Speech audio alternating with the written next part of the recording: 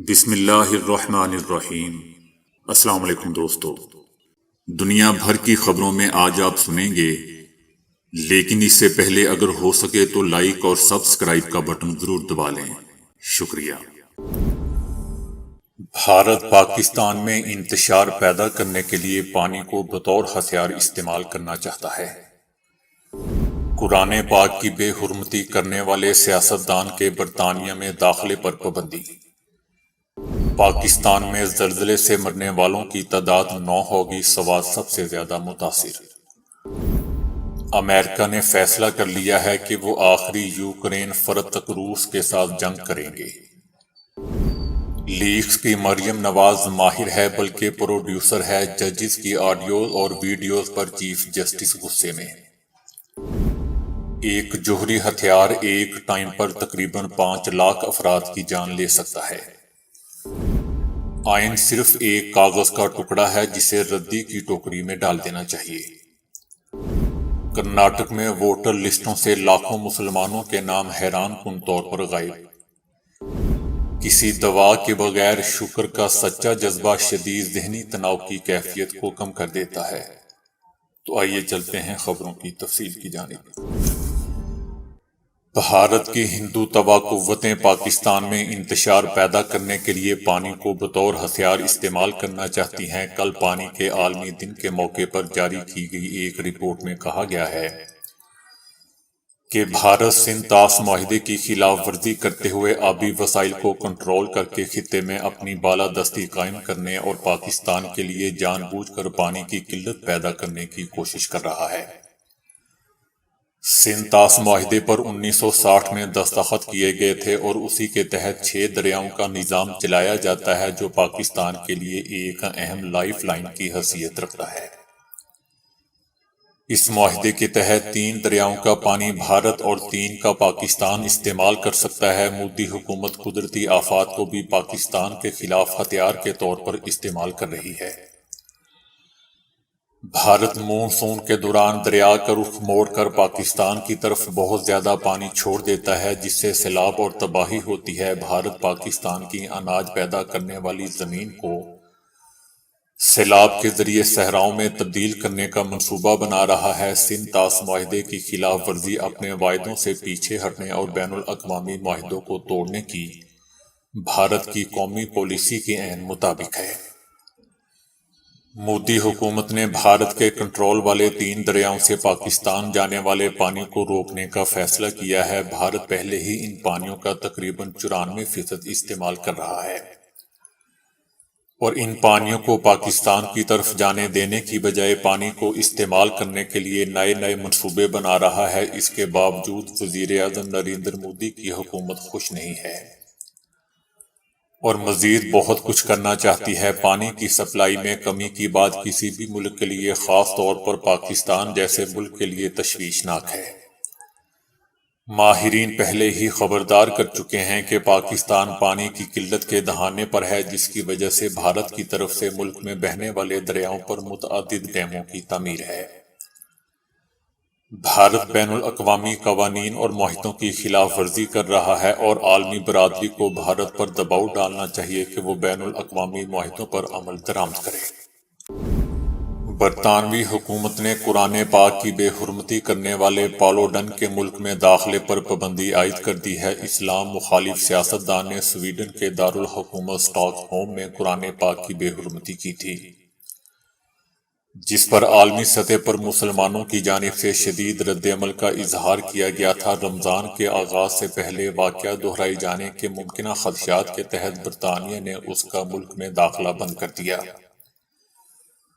اس گستاخانہ واقعہ نے سویڈن اور ترکی کے درمیان سفارتی تعلقات کو مزید کشیدہ کر دیا ہے۔ سویڈن اور ڈنمارک کی شہریت کے حامل اس حرامی نے بدھ کے روز یکفیلڈ انگلینڈ میں، جہاں ایک بڑی مسلم کمیونٹی رہائش پذیر ہے، رمضان کے آغاز کے ساتھ ہی قرآن کے ایک نسخے کی بے حرمتی کرنے کا وعدہ کیا تھا، جس پر برطانیہ نے کہا ہے کہ اس حرامی کو برطانیہ میں داخلے کی اجازت نہیں دی جائے گی۔ گزشتہ روز آنے والے 6.8 شدت کے زلزلے سے اب تک 9 افراد مارے جا چکے ہیں جبکہ سینکڑوں زخمی ہوئے ہیں۔ پاکستان کے 3 صوبوں پنجاب، خیبر پختونخوا اور بلوچستان سمیت جنوبی ایشیا کے مختلف ممالک میں زلزلے کے جھٹکے محسوس کیے گئے تھے۔ زلزلہ رات 9:47 پر آیا تھا جس کے جھٹکے کافی دیر محسوس کیے گئے۔ ضلع سوات سب سے زیادہ متاثر ہوا ہے جہاں ریسکیو کا کام ابھی بھی جاری ہے۔ زلزلے کا مرکز افغانستان کوہ ہندوکش اور گہرائی 180 کلومیٹر تھی۔ مرنے والوں میں 2 بچے اور 2 خواتین بھی شامل ہیں۔ زلزلے سے کئی گھروں کی چھتیں اور دیواریں گر گئیں۔ روس نے برطانیہ کی جانب سے یوکرین کو یورینیم افزودہ ہتھیاروں کی فراہمی پر خبردار کرتے ہوئے کہا ہے کہ روس اس کا مناسب جواب دے گا۔ انگلینڈ کے وزیر دفاع نے اعلان کرتے ہوئے کہا تھا کہ وہ یوکرین کو 2 ٹینکوں کے ہمراہ یورینیم افزودہ گولے بھی فراہم کرے گا۔ روسی صدر نے چائنا کے صدر کے ساتھ مشترکہ پریس کانفرنس میں انگلینڈ کی طرف سے یورینیم افزودہ ہتھیاروں کی یوکرین کو فراہمی پر رد عمل کا اظہار کرتے ہوئے کہا کہ لگتا ہے کہ مغرب اور امریکہ نے واقعی فیصلہ کر لیا ہے کہ وہ آخری یوکرین فرد تک روس کے ساتھ جنگ کریں گے۔ وہ بھی صرف باتوں کی حد تک نہیں بلکہ عملی طور پر ایسا کام کر کے ثابت کر رہے ہیں۔ اگر مغربی ممالک نے ایسا اقدام کیا تو روس اس کا مناسب جواب دے گا۔ برطانیہ کی طرف سے یورینیم افزودہ ہتھیاروں کی یوکرین کو فراہمی بین الاقوامی قوانین اور انسانی حقوق کی خلاف ورزی ہے، جبکہ ادھر امریکہ نے کہا ہے کہ امریکہ یورینیم افزودہ ہتھیاروں کی یوکرین کو فراہمی کا ارادہ نہیں رکھتا۔ چیف جسٹس آف پاکستان نے کہا ہے کہ تمام سیاسی جماعتوں کو الیکشن میں برابری کا موقع ملنا چاہیے۔ چیف جسٹس نے ریمارکس دیے کہ آرٹیکل 218 کے تحت صاف شفاف الیکشن یقینی بنانے ہیں۔ تبادلوں کا اختیار الیکشن کمیشن استعمال کرتا ہے۔ ثابت ہو گیا ہے کہ نگراں حکومت تبادلے الیکشن کمیشن کی اجازت سے کرتی ہے۔ الیکشن کمیشن خود سے بھی نگراں حکومت کو افسران کے تبادلوں کے احکامات دے سکتا ہے۔ الیکشن کمیشن کو نگراں حکومت کو تبادلوں کا کھلا اختیار نہیں دینا چاہیے۔ عدالت نے غلام محمود توگر کے تبادلے کے خلاف اپیل واپس لینے کی بنیاد پر خارج کر دی۔ دوران سماعت چیف جسٹس آف پاکستان نے معزز جج صاحبان کی آڈیوز ویڈیوز کے ریلیز پر سخت غصے کا بھی اظہار کیا، جس کی دوستو مریم نواز ماہر ہے بلکہ پروڈیوسر ہے۔ چیف جسٹس نے کہا کہ روزانہ آڈیوز ویڈیوز سامنے آ رہی ہیں، ان آڈیوز ویڈیوز کی کیا قانونی حیثیت ہے؟ چیف جسٹس نے کہا کہ عدلیہ پر بے بنیاد قسم کے الزامات لگائے جا رہے ہیں، عدالت تحمل اور برداشت سے کام لے رہی ہے۔ چیف جسٹس آف پاکستان نے مزید کہا کہ بعض اوقات سپریم کورٹ کی باتوں کو غلط سمجھا جاتا ہے۔ ہم نے ایک کیس میں کہا تھا کہ 1988 میں ایک ایماندار وزیر اعظم تھا، ہماری اس بات کو پارلیمنٹ نے غلط سمجھا۔ ہم نے یہ نہیں کہا کہ آج تک صرف ایک ہی ایماندار وزیر اعظم آیا تھا۔ ہر سفر کا آغاز پہلا قدم اٹھانے سے ہی ہو جاتا ہے۔ یہ قدم موزے تنگ نے اپنے لانگ مارچ کے ذریعے اٹھایا جو کہ 16 اکتوبر 1934 کو شروع ہوا۔ تاہم یہ مارچ اب بھی اپنی منزل تک نہیں پہنچ سکا۔ اس لانگ مارچ کے مقاصد حاصل کرنے کے لیے چائنا کا اپنی منزل کی جانب سفر آج بھی جاری ہے۔ 100 سال بعد Red Army People's Liberation Army میں تبدیل ہو چکی ہے، جس میں تقریباً 22 لاکھ مستقل فوجی ہیں جبکہ 12 لاکھ سپاہیوں پر مشتمل فوج کو ریزرو طور پر رکھا گیا ہے۔ چائنا کے پاس 350 جوہری ہتھیار موجود ہیں، پاکستان کے پاس یہ تعداد 165 ہے۔ ایک جوہری ہتھیار دوستو تقریباً 5 لاکھ افراد کی جان لے سکتا ہے۔